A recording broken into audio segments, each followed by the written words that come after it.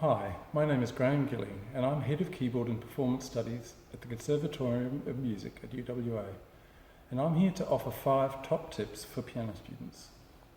Just as when we speak, singers, wind and brass players all have the advantage of utilising the most natural means of producing sound, airflow, which is then articulated into musical sound through the use of tonguing.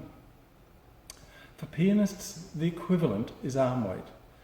We quickly learn that the relaxed connection of our body to the piano through our fingertips performs the same primary function of airflow, to produce sound which is then articulated into musical meaning by our fingers through rhythm, articulation and volume, etc.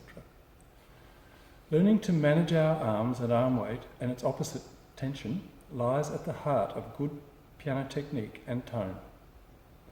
Things to remember: move freely. Move efficiently, move enough to do the job, but no more.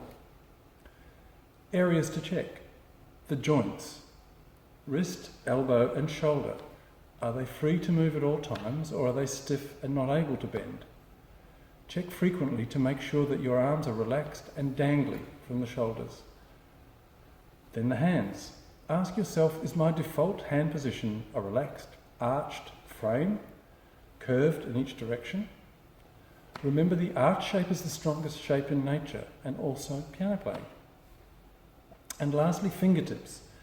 Do my fingers play to the beds of each key, not just to the surface? This is a big factor in good piano tone. Do my tips form part of the arch shape without buckling, especially in the top joint? Really try to feel the bed of each key when you play each note, even in fast passages. Perhaps imagine you're leaving a fingerprint on each key bed. This will ensure maximum control. Efficient, effective practice is a real advantage for any musician.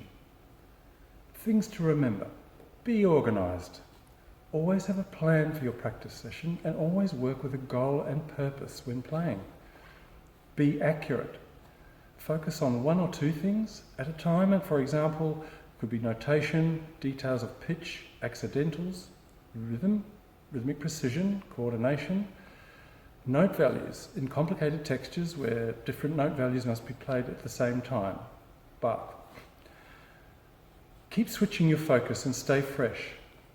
Work separate hands as well as together. Practice slowly as well as at tempo and at speeds in between to help strengthen and test your reflexes as they develop into muscular memory. And don't forget to use a metronome. Be creative. If a certain pattern or texture is stubborn, change your approach. Remember Einstein's comment: the definition of insanity is doing the same thing repeatedly and expecting it to change. And we've all been guilty of that. Be strategic with the amount of material you focus on in a practice session. Don't always try to cover the whole piece. Early on in learning your music, try to develop an expressive map of the piece in your mind. A good performance is about communication, of mood, of character, for example. Work out the story of your piece. Ask what the music is really about so you can express and communicate this in your playing. Remember, music is a language, even on a grammatical level. So a phrase being the equivalent of a sentence. So find the most important word or point in the phrase, just as you would in a sentence. That's the goal or the climax of the phrase. This can be the number of things. It can be the highest pitch, or it can be the most expressive harmony. Then allow the music to flow towards and then relax away from the goal. Don't be inflexible with pulse. Punctuate or breathe between phrases and sections. This will make sure your performance flows naturally and makes sense, just as we do when we speak or read aloud, and then think of the musical equivalents to commas, semicolons, full stops, etc. Lastly, use dynamics as clues about the overall structure of the piece, as well as the characters within. This will help you give the music direction and flow. Musicianship is the musical equivalent of craftsmanship. The quality of the outcome, or the performance, is directly affected by the quality of the preparation. The best quality ingredients, the best care in putting them together, and the clearest idea of the end result required are all important features of good musicianship. It's really important to listen to your favourite recording, and several, not just one. YouTube and Spotify and sound recordings are all wonderful resources. Wonderful to help us develop and discover what we need to strive for in preparing a piece of music for any good performance. Now lastly, and probably most important of all, try to really engage with your music by singing it from the start of the learning process. This will allow you the most natural way into the music.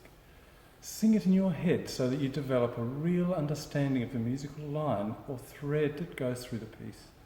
Find the high points and the low points and feel whether the music is calm or exciting, and then copy your singing when you play. Listen and shape the sound on the piano just as you do when you sing it.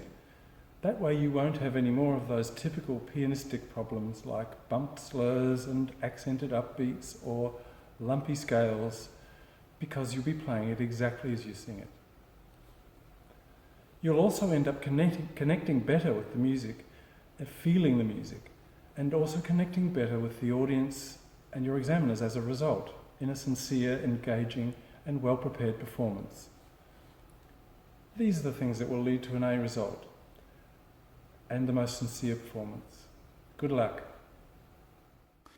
Thanks for listening to this video. We'd love to see you in music if you're at UWA. You can take music as a major, or you can take it as a broadening student. Check out the list in the description below for the broadening units that we offer in music. We have ensembles such as orchestra, wind orchestra, jazz band. We have percussion ensembles and choirs, all sorts of ways in which you can engage with music. And we would love to see you in the music department if you're at UWA.